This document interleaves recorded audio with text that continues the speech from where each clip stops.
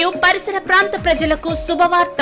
మా షాపు మొదటి వార్షికోత్సవం సందర్భంగా మా వద్ద 1 gram gold, gift articles, mug print, వివాహాది శుభకార్యాలకు 1 గ్రామ్ గోల్డ్ అద్దెకివ్వబడును. 30% ఆఫ్, 30% భారీ discount sale. Gautam fancy and 1 gram gold, Podili road, ABC line, Darsi. Proprietor Gautam. Cell 7093259058. నమస్కారం. ఏపీ నంబర్ 1 న్యూస్ కి స్వాగతం. ఈనాటి వార్తలు. పాములపాడు మండలం తుమ్మలూరు గ్రామంలో 40 లక్షల విలువైన నూతన గ్రామ సచివాలయ భవనం, 21.5 లక్షల విలువైన ఉర్దూ స్కూల్ భవనం ప్రారంభించి 21.5 లక్షల విలువైన రైతు భరోసా కేంద్రం మరియు 30 లక్షల విలువైన సీసీ రోడ్డు నిర్మాణం కొరకు భూమి పూజ నిర్వహించిన శాసనసభ్యులు తొగులు ఆర్దర్.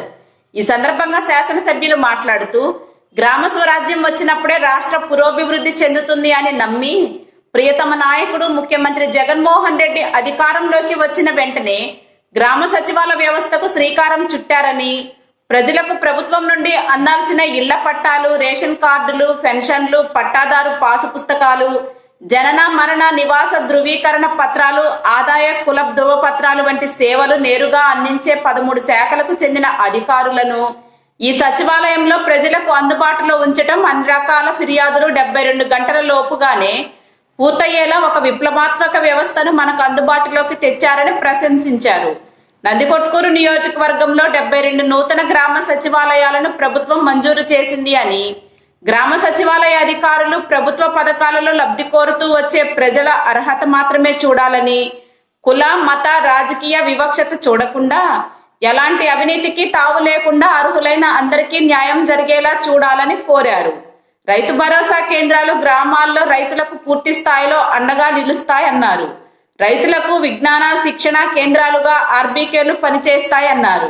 ఆర్బీకేలో వ్యవసాయ సహాయకుడు ప్రతిరోజు పంటలను సమీక్షించి విత్తనాలు, ఎరువులు, పురుగు మందులు, పశువుల దాణా మరియు మార్కెటింగ్ సేవలు రైతులకు అందిస్తారన్నారు. ఈ కార్యక్రమంలో పాములపాడు ప్రభుత్వ మండల అధికారులు, వైఎస్ఆర్సీపీ సీనియర్ నాయకులు చెరుకుచెర్ల రఘురామయ్య, రైతు విభాగం నాయకుడు వంగాల భరత్, తుమ్మలూరు వైఎస్ఆర్సీపీ నాయకుడు రామలింగేశ్వర్ రెడ్డి, పాములపాడు వైఎస్ఆర్సీపీ నాయకులు శ్రీనివాసరెడ్డి, చౌడయ్య తదితరులు మరియు కార్యకర్తలు, గ్రామ ప్రజలు పాల్గొన్నారు.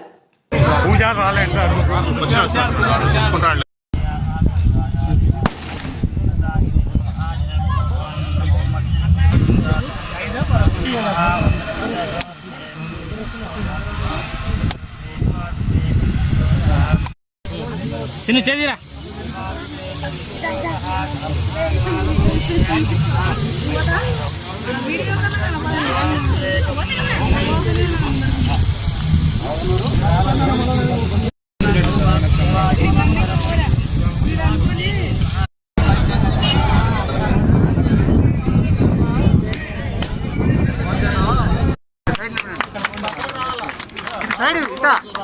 వరండా నువ్వు రిటా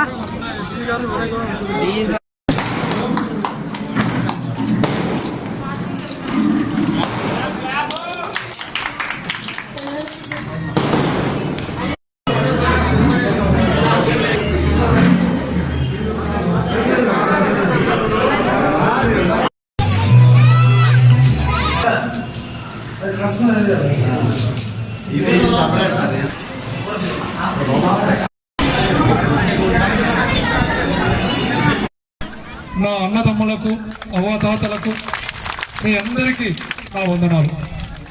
నేనేమో గ్రామ పంచాయతీ పూర్తి కాలేదు కానీ మీది మాత్రం అయింది.